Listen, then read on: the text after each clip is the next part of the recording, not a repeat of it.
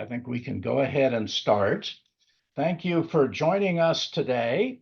I'm Paul Dazan. We have a wonderful annual meeting, but we want to involve our community of CL psychiatrists throughout the year. We have a monthly webinar, second Wednesday of each month. Next month will be a journal club, Emerging Neurobiology of COVID. Please join us. Our speaker today is the Delynn Fisher Reward recipient. She was unable to give the talk in person, and so we decided to make the Research Award our monthly webinar. It is our Academy Award for Research.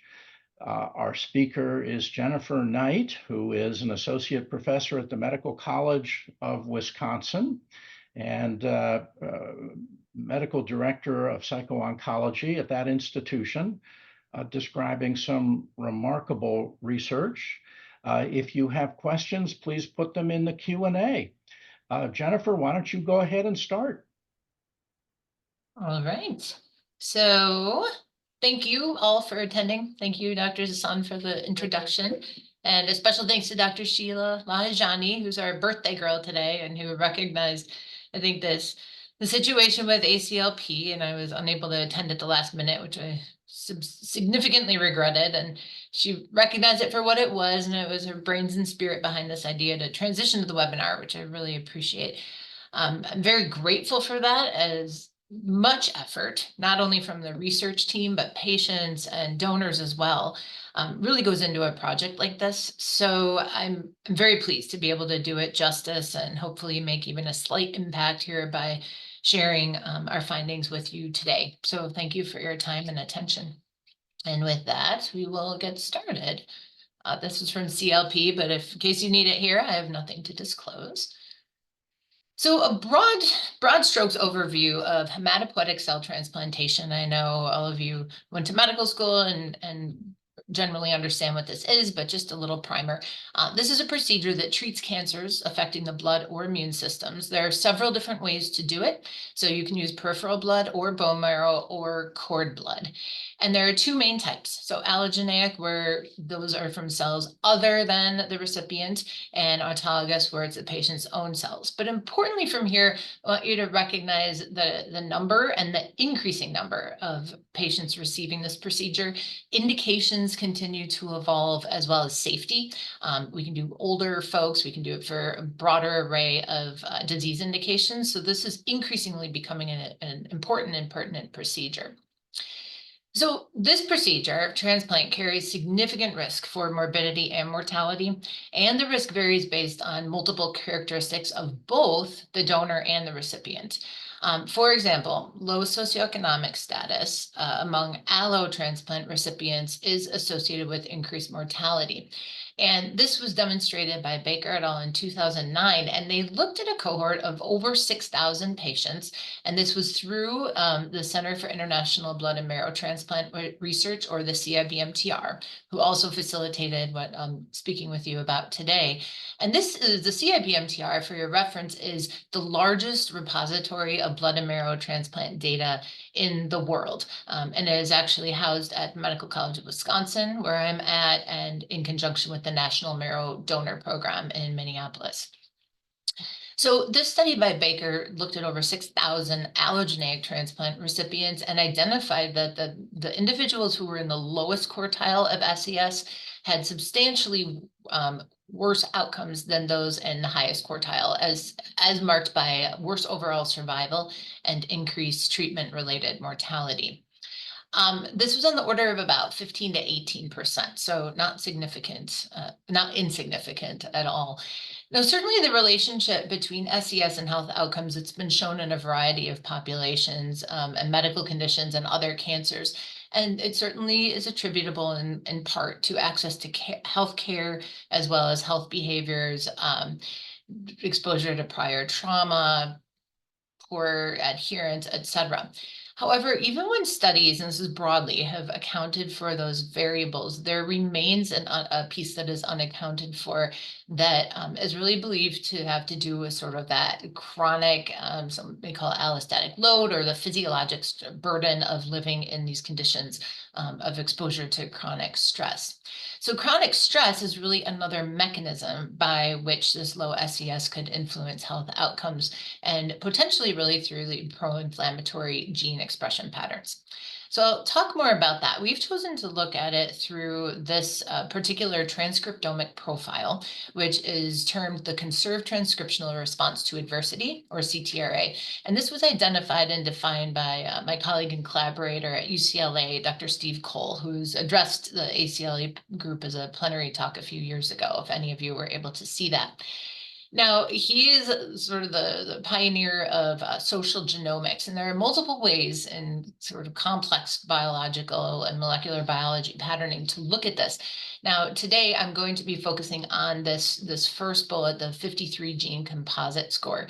And this is composed largely of increased response to inflammation and lower interferon and antibody synthesis upon exposure to a chronic stress or threat or uncertainty. And this is conserved actually across species and across conditions of stress. So there's kind of a dual naming or dual meaning with the conserved.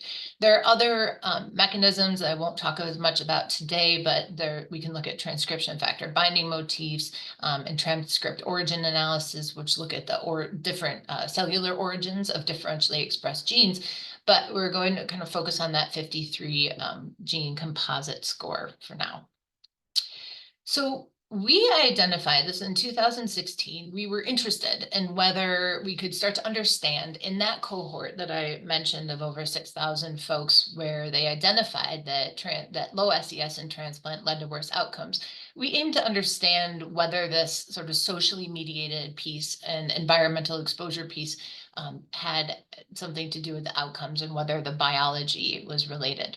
So here in this study, we identified that low SES in transplant recipients was associated with increased CTRA expression, and that CTRA expression was also associated with worse transplant outcomes, and this is as measured 3 years later.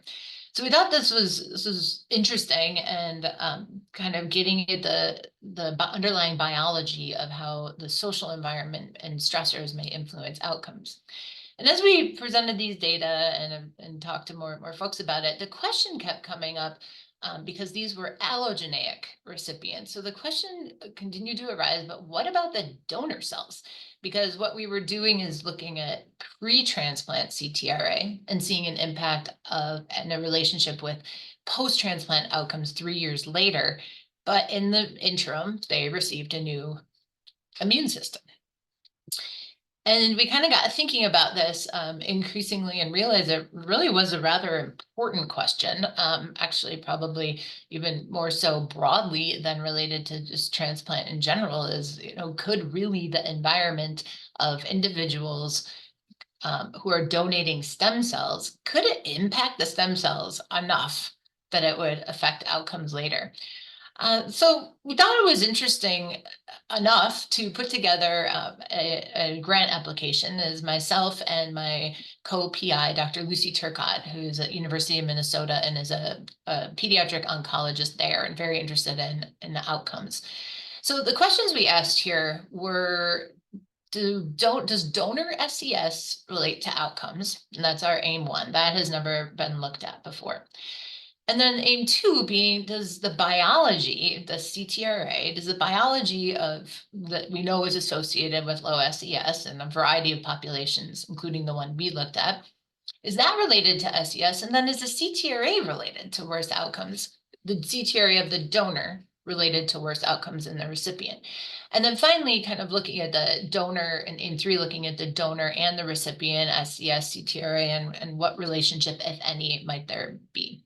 So we put this together, and we were fortunate after some to and fro to be awarded an R01 from the NCI to look at this, where we hypothesized that low SES and the related pro-inflammatory based gene expression patterning, or the CTRA, that in donors would be associated with inferior recipient outcomes.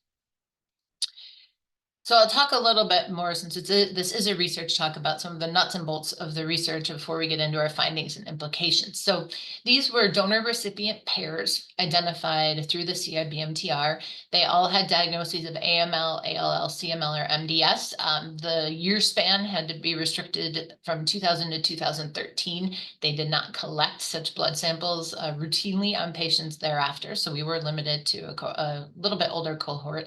And patients and donors had to have valid addresses, or at least a zip code for our geocoding.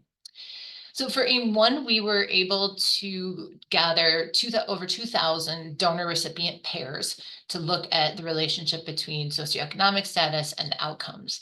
And then for our biological aims, we restricted that to 263 pairs. This becomes, that's the kind of minimum needed for adequate power, while also, this is expensive, while also remaining within the budget and able to perform this. And we use that subset of pairs to look at the CTRA clinical outcomes. So a few words about the composite score for those who are interested. So how do we assess SES? That's kind of a big question in and of itself.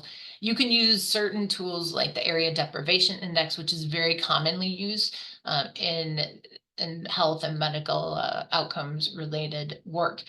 We worked with a geocoder and geographer on this study as one of our co-investigators, and we kind of wanted something a little more sensitive and specific for what we were looking at. So we actually devised our own, and we used 5 key indicators that all are related to the impacts of SES. So this being, in addition to household income, we also looked at the percent of families who live below the poverty line, and this is by both address and zip code. We've looked at education, owner-occupied versus renter-occupied housing units, and then unemployment.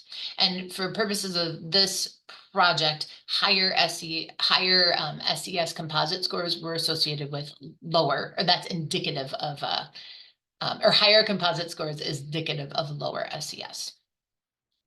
So we use multivariate models. We adjusted for all of the relevant donor and recipient characteristics, which I will not go into all of them, but they were used in the modeling. And the outcomes we focused on were disease-free survival, overall survival, treatment-related mortality, relapse, and the acute and chronic graft versus host disease.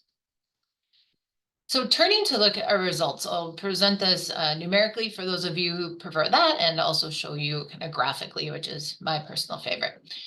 So what we see here, you're looking at really AIM-1, where we evaluated donor SES and outcomes. And what we saw here is that the donor SES, and we split these into quartiles for comparison purposes, the donor SES, when you compare the top quartile to the others, there is a significant difference such that those of donors of lower SES, their recipients, the people who they donate to, have inferior overall survival. And this is at 3 years. We see the same relationship for transplant-related mortality. Again, we're the lowest 2 quartiles when you compare to the highest. And this is donor SES. The lower the donor SES, then the worse the transplant-related mortality is for the patients.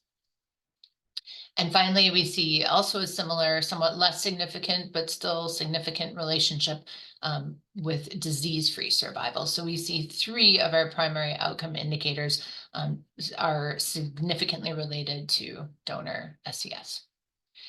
So I think this is a little bit easier to see, and we have, for graphical purposes, we look at sort of the extreme. So the 2 standard deviations variables. So basically, these are the folks at the highest SES and then the lowest, and you can see the differences in their survival curves. Again, this is based on donor SES and then looking at recipient outcomes.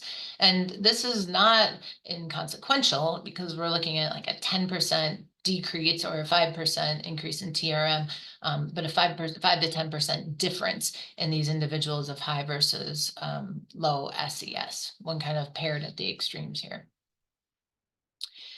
So we didn't see relationships with the other clinical outcomes, so not related to relapse or GVHD. And really interestingly, the recipient SES was not associated with any of the outcomes. And if you recall back to the study that Baker et al. Did in over 6,000 people, they saw that relationship. And now here we've kind of narrowed it down to 2,000. And interestingly, we see it for donors, but not recipients. And just to note, they didn't look at donors in that larger cohort. So we think maybe the recipient probably has to do with a power issue, and also begs a question of how much more may donors be impacting outcomes, donor SES than recipient, based on seeing this in a smaller cohort and not seeing an effect for recipients that was seen in a larger cohort. So now we're turning to look more at the aims 2 and 3 about the biology. And here we're seeing the same parallel where the donor CTRA was associated with worse overall survival in recipient outcomes. So here I'll show you kind of graphically, and this is on the order again of like 10 to 15%. You can see the split in the lines. These are kind of percents in the y-axis, such that donors who had higher CTRA, which means are exposed to more chronic stress or a physiological indication that there is stress in the environment. Oops, sorry, that those individuals did worse and had worse survival. And I kind of jumped the gun, but we see that same relationship again in transplant-related mortality. And interestingly, these are the same two outcomes that were shown as being impacted by SES in recipients. So greater donor CTRA was associated with worse TRM. And when we look at this, we do see that there's those three components of CTRA, and that inflammation tends to be the largest driver above and beyond the interferon and antibody response. So when we looked at the CTRA and recipient, we actually see that the recipient CTRA was not associated with clinical outcomes, again, different than what we had identified previously, but in a smaller cohort. And we see that donor CTRA actually wasn't associated with our specific description of CTRA for this purpose, just meaning the 53 genes, but those other components that I introduced but didn't talk a lot about, those were consistent, which is, again, it's a pretty multi-tiered, multifactorial biologic indicator. And so we see kind of overall indication, even though the very specific 53 gene was not significantly associated. So kind of in conclusion, I'll talk a little more about implications, but this is the first study to demonstrate an association between donor social disadvantage and as well as SES related biology with adverse recipient transplant outcomes. So other donor factors that are currently considered include like age, parity, gender match, race match, but no one has looked at anything in terms of the donor's sort of psychosocial profile or stress indicators or social environment. And this is the first to indicate that does seem to have an impact on transplant outcomes. And I think it's interesting that these are independent. So this donor effect is independent of the recipient effect, which actually in this data set, we don't see a recipient effect, which suggests that potentially the donor is even more important. These cells that get transferred, even more important than that of the recipient. So what we're seeing is really the suggestion of a biologic impact of one's social environment, social disadvantage, or low socioeconomic status on hematopoietic cells that actually can be transferred from a donor to recipient and impact health outcomes negatively. So this donor socio-environmental conditions and their related biology influence transplant cancer outcomes. And this really highlights the potential transferable nature of the negative health effects of social disadvantage. And I think this really underscores the need to map these biological mechanisms involved in the social determinants of health. Now, I described for you kind of one that has been shown in the literature is to be related to social environment, but there's much more, to be really understood, certainly beyond just 53 genes, about how social determinants of health impact and contribute to health disparities. And then we also need to think about developing interventions to block these effects. Now, certainly as I always say, getting to the root and alleviating poverty would be the ideal intervention. I don't know anyone who's on the cusp of that at the moment. So while we still have to contend with that, as clinicians and clinical providers, I think it is upon us to investigate and hopefully implement some interventions that can remediate these disparities. So as we think clinically, here are some thoughts on what we might be able to do kind of in the more immediate period. So from a donor standpoint, there is discussion, do we augment donor selection algorithms? So when the patient needs an allogeneic transplant, they get queried for different HLA matchings and whatnot, and then it really kind of comes down to, there's the parity, age, et cetera. And this is all considered by the transplant team when they're evaluating transplant candidates. And does SCS need to be in that algorithm? Should it be? Are these data compelling enough that it should be? And then if so, and if we have time at the end, we can talk a little bit more about this, what that means from kind of a political and social and DEI perspective. And I'm happy to talk more about that later if folks want. We can also think about implementing potentially pre-treatment of the donor. Now, what that would indicate, would that be psychosocial? Would that be pharmacologic? But could we somehow either treat the donor or even treat the cells themselves before they're transplanted to remediate these effects is another option. Alternatively, or in addition, we could think about the recipient. We could modify some of the pre-transplant conditioning intensity. So they do that all the time when it's patients who maybe are older, who don't have as good of a match. And so would this be another factor that we know if patients are, getting a cell donor from a very impoverished environment, would they adjust how they're treating the patient? Or would they change the type of post-transplant immune suppression or the length of time that the patients are exposed to it? Or could we increase supportive care measures during the peri-transplant period, whether this being exercise or psychosocial support or other medication augmentation? We could change something like that. And I think kind of most provocatively and interesting to me even throughout this is, how does this apply to the population at large, right? For health outcomes and everybody. So beyond the transplant setting I think this is indication of how kind of deep the penetrance is of adverse social environments into immune function and health.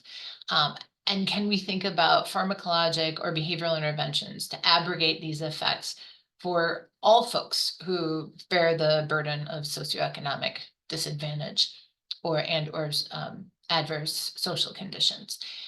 We have done, and again, I can talk more about it if there's interest in time, but we've done some studies looking at propranolol. Again, the CTRA is beta adrenergically mediated, and there's much evidence, and I've presented some at ACLP in the past, that we might be able to administer propranolol to block some of these effects. Alternatively, mindfulness is a behavioral intervention that is also effective at blocking expression of the CTRA, and we are looking at results from a study we've done with that recently in transplant to try to look at that as well. So these are just some of the things kind of in the pipeline. Now, I mentioned already a little bit, but future directions is, again, we're continuing to look at these interventions. We have not done anything to treat the donors or donor cells yet, but that is something that could be really important to look at. Our population excluded pediatrics, so 18 under, and we have a grant under review to hopefully be able to look specifically at the pediatric population, which, as you know, are not just little adults and have their own unique biology and social considerations. So we're hoping to be able to evaluate that in the near future. And then really public health interventions targeting SCS, again, of course, in public health, you go to the root of the problem, right? So we need to really stop the dam break rather than just pulling logs out of the water as they fall through. But we need to get to targeting SES to prevent these social health disparities and the cancer treatment outcomes. So I think these data really induce some provocative questions that are in need of further consideration given their broad policy and practice and ethical disparities considerations. So with that, I think I'm run about in my time. Thank you for your attention, and we're very grateful to the CIBMTR for the provision of these clinical data and the study support, and really to the patients and donors who spent the additional time to provide samples and information, and of course for the funding to the National Cancer Institute, my co-PI, Dr. Turcott, and our entire team. So with that, I'm very happy to entertain questions. And again, thanks for attending today. Well, these are absolutely remarkable results, just mind-boggling that social disadvantage is so pervasive in the organism that you actually can transplant it. So I think there are many more questions than we have time.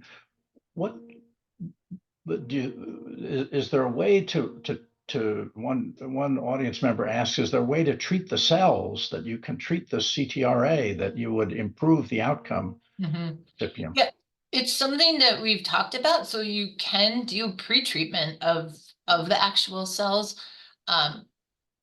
You know what, where we might even be able to start actually, because to do these huge clinical studies obviously takes much time and effort, but even in a basic science realm, like we might try pre-treating them even with propranolol. Like they can respond even in the cell area. There's other medications. There's even talk of like these senolytics that will kind of slow immunosenescence. So yes, you can pre-treat cells, and we have to think about whether we may be able to do or try that. So for those of us in psychosomatic medicine and the link between biology and disease and between psychological environment and disease is astonishing results. There's also an ethical issue here. Should we be picking donors based on their socioeconomic status? How does that affect the transplant field? Right. And that's a really good question. And I do want to say even before answering that, as CL, just to address your point of us being CL physicians, I think that's a really important point, because you may be wondering, well, what is my role in all this? But as CL doctors, we're in a unique position to be considering, as you said, Paul, the brain and the body implications of our patients' social environment. So we talk about it all the time, right? But this is really evidence that this is so important, it impacts their health outcomes, and that their stress is really impacting their cancer and transplant outcomes. So I think it really is on us too to advocate to not only advocate for the patients, but to interface with the primary medical doctors. We need to educate them and really advocate for our patients, because the oncologists are not sort of at the front line and front edge of a lot of this information and these data. So we, in that liaison part of the consultation liaison, it's really important that we kind of understand this and are really the brain body doctors that are trying to push these important issues forward. And then, yeah, your point on the SES of donors. So I've had some interesting experiences of, where your scientific data is rigorous and present, but people start to, I've been told actually just transplanters are skeptical. Now we've gone to the largest database of transplant data in the world. There is no other place to do this study that you could possibly get a greater cohort, a larger cohort. So you really can't even replicate it. We could probably do a more contemporary one, but anyways, we've queried the largest, possible study we could do. And there's still skepticism, because they just go, well, they just don't believe that could happen. They just don't think that, it's that important. Now, they are not aware of the large body of literature about the impact of the brain on immune function, et cetera, et cetera. So again, back to, it's really on us, I think, to continue to move these things forward. But it's not very popular right now, right? From a political and social climate to say we are going to exclude people of low SES from, you name it, whatever, the process is. Now, what my oncology colleague has kind of purported the entire time, which is totally true, there is no benefit, right? Other than maybe altruistic, there's no inherent benefit to being a donor. So it's not that we are withholding any sort of treatment, and that really the point of this, right? This is the point of all of this is to prolong the patient's life in a healthful way, right? So to cure their disease and to improve outcomes. So and we're kind of at this tricky time where kind of no one wants to hear, we want to exclude them from anything, yet the patient and recipient outcomes is still our primary responsibility, of which we would not be withholding anything, from donors. So it's not popular in many ways, and we kind of have to reckon that and as a society and what that means and what the implications are. But that was not something I had anticipated at the beginning of this study, that there could be that depending on our findings, there could just be kind of some pushback about people just don't know what to do with it. I know there's a colleague in the UK who, when I presented these data, he said, I've been saying that we should go to the right, saying it and it's not popular. There's, the wealthy boys' school down the road, right? So they're young, they're males, and they're wealthy. Now that would be kind of an ideal donor based on data. But again, that's not, what are the optics of that? So I don't have all the answers there. I'm interested in continuing this discussion with any of you, because it's kind of an ongoing issue, if you will, with the transplant community. Wow. Well, congratulations on the research award. Certainly well deserved, a high point of the psychosomatic research. We're out of time. Thank you so much. Thank you, Paul, and thank you everyone for attending. And please reach out to me on the side too if you want to connect at all. I'd love to hear from people. Bye-bye.